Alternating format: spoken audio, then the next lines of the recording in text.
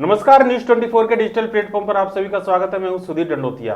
हिंदुस्तान की सियासत में एक कहावत है कि गाय केवल दूध नहीं देती बल्कि हिंदुस्तान के अंदर वोट भी दिलाती है। जी हाँ, हम चुनाव से पहले इसलिए चर्चा कर रहे हैं क्योंकि मध्य प्रदेश सरकार ने बड़ा फैसला लिया है रामपथ वन गमन का। राम मंदिर एक बड़ा मुद्दा रहा है बीजेपी के लिए।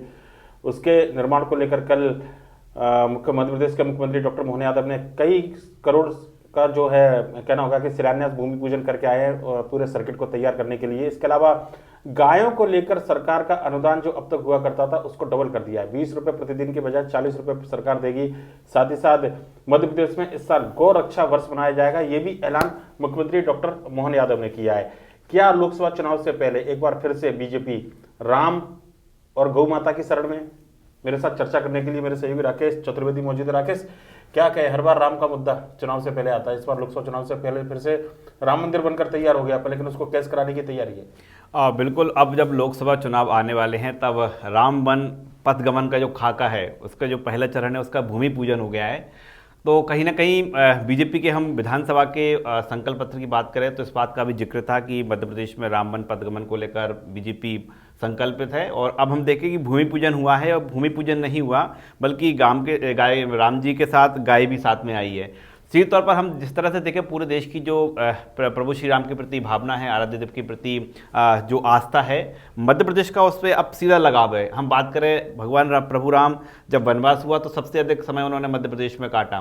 कहा जाता है कि 14 साल में से 11 साल 11 महीने 11 दिन मध्य प्रदेश में रहे, जिसमें हम चित्रकूट से लेकर अमरकंटक का जो इस रास्ते से वो गुजरे थे और सबसे अधिक समय यहाँ बिताया है।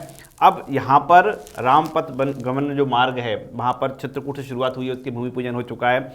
चित्रकूट को विकसित किया जाएगा। चित्रकूट में राम जी से जुड़े हुए तमाम जो कथाएं प्रचलित हैं उनको स्वरूप दिया जाएगा।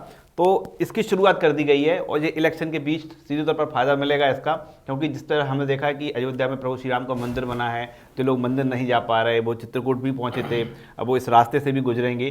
तो लोगों की नज़र में सीधे तौर पर ये तब आया है जब मध्य प्रदेश में कुछ समय बाद लोकसभा चुनाव के लिए मतदान होने जा रहा है। 20 साल से हमने देखा कि एजेंडे में हुआ करता था, घोषणा पत्र के अंदर कांग्रेस या बीजेपी अपने घोषणा पत्र के अंदर लेके आती थी और कई बार हमने देखा कि टोकन अमाउंट 1 रुपए केवल टोकन अमाउंट बजट के अंदर प्रावधान होता था।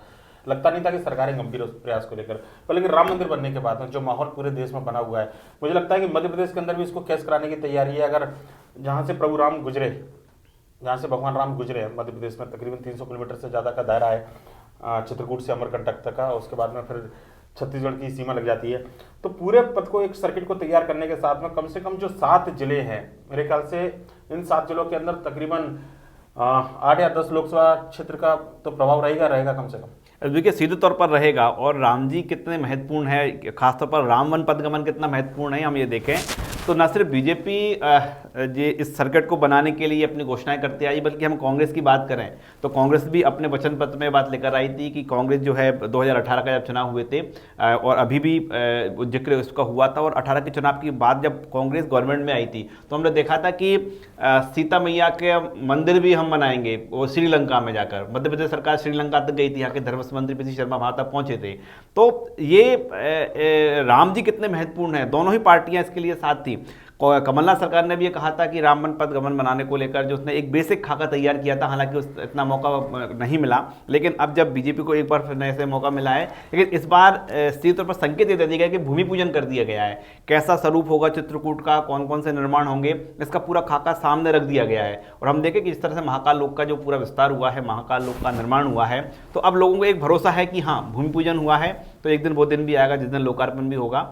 और न सिर्फ ये जो 7-8 जिले हैं, तकरीबन 160 करोड़ रुपए से ज्यादा का बजट का उसमें प्रावधान रखा गया, जो कल शिलान्यास भूमि पूजन हुए 150 करोड़ से ज्यादा की राशि सरकार ने उस पर अभी निकाल के रखी है। मुझे लगता है कि आगे और भी बढ़ेगी। बिल्कुल, अभी तो पूर्ण बजट नहीं आया मध्य प्रदेश सरकार का ये तो अनुपूरक बजट का मामला है। और जो बीजेपी संकल्प पत्र को लेकर कह रही है कि हम जो धर्म पर सबसे अधिक फोकस रहेगा, जो धार्मिक स्थल है उन पर पूरा फोकस किया जाएगा, जो 7-8 जिले आसपास के हैं।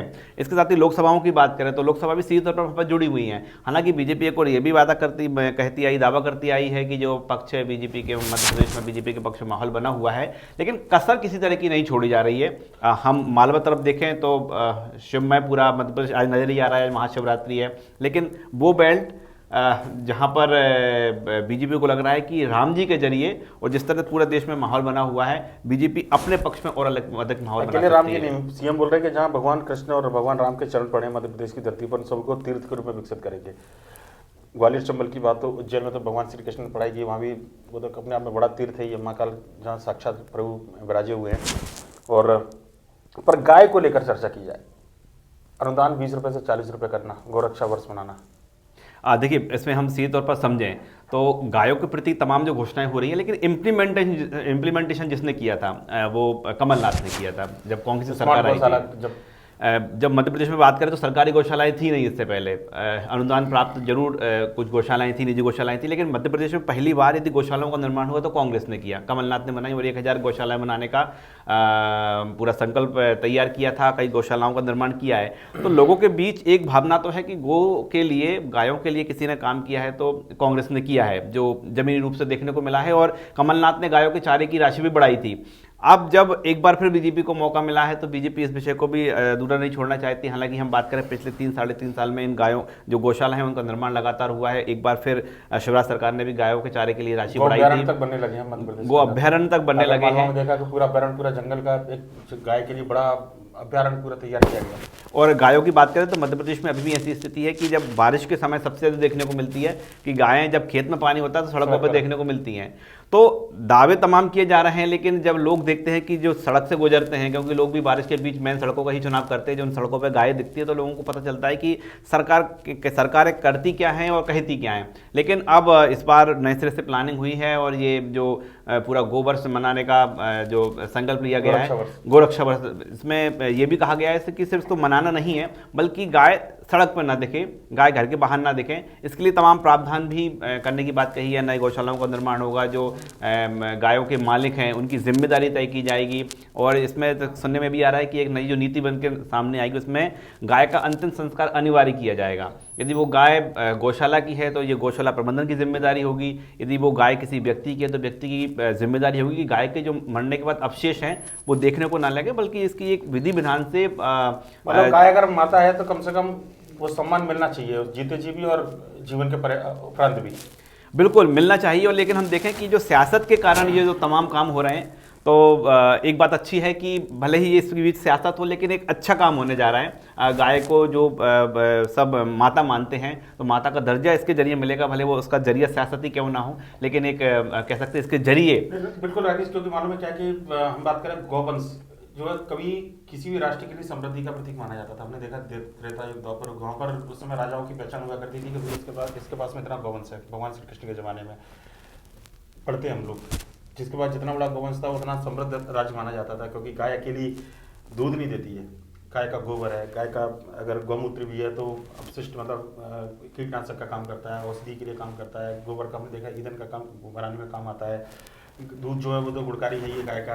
गाय के अगर गाय हुई तो ठीक है, अगर बछड़ा हुआ तो बैल जो है वो शक्ति का प्रतीक है, खेत की जुताई हो, ट्रांसपोर्टेशन के लिए उसकी जरूरत होती थी हमेशा बिल्कुल। और एक ग्रीन जो कहना चाहिए कि एक तरीके से ग्रीन ट्रांसपोर्टेशन था, उसका एक बहुत बड़ा महत्वपूर्ण जरिया था वो। बिल्कुल जरिया था। और अब देखें, लेकिन जो समय परिवर्तन हुआ, पूरी तरह मशीनरी का जो युग आया, लेकिन अब जो है एक बार लग रहा है कि नहीं, गाय के प्रति जो सम्मान है, जो आदर का भाव है और गाय की जो ज़रूरत है एक बार कहीं ना कहीं इसकी महसूस की जा रही है। अब इसका इम्प्लीमेंटेशन एक बात ये भी देखना होगा कि जो तमाम प्लानिंग्स की गई है इसका इम्प्लीमेंटेशन बहुत ज़रूरी है। और यही कारण है कि समितियां बनाने की जो बात सामने आई है। और ये भी मध्य प्रदेश सरकार का इसमें प्रयास है कि अकेले सरकारी जिम्मेदारी से तय नहीं होगा, लोगों की इसमें सहभागिता हो, लोगों की जिम्मेदारी तय हो। जिसके पास गाय है यदि वो दुधारू है तो घर में रखेगा वो, और दूध देने के बाद छोड़ देते हैं, लेकिन नहीं छोड़ पाए तो इसके लिए जो नियम बनाने की बात आ रही है, जो पॉलिसी बनाने की बात आ रही है, वो बिल्कुल होना चाहिए राकेश। नियम और पॉलिसी सब होना चाहिए, पर लेकिन चुनाव से ठीक पहले सरकार ये पॉलिसी लेकर आई है। रामपत वनगमन का जो सर्किट उसका भूमि पूजन कराना हुआ है, जाहिर सी बात है कि मंशा अच्छी है सरकार की, पर लेकिन चुनाव में फायदा मिले ये भी जरूर सरकार की कोशिश है। तो देखना होगा कि सरकार की मंशा क्या वाकई चुनावी है या फिर वाकई में सरकार चाहती है कि मध्य प्रदेश के जो जहां से भगवान राम गुजरे उन तीर्थों का, उन सर्किट का पूरा विकास हो।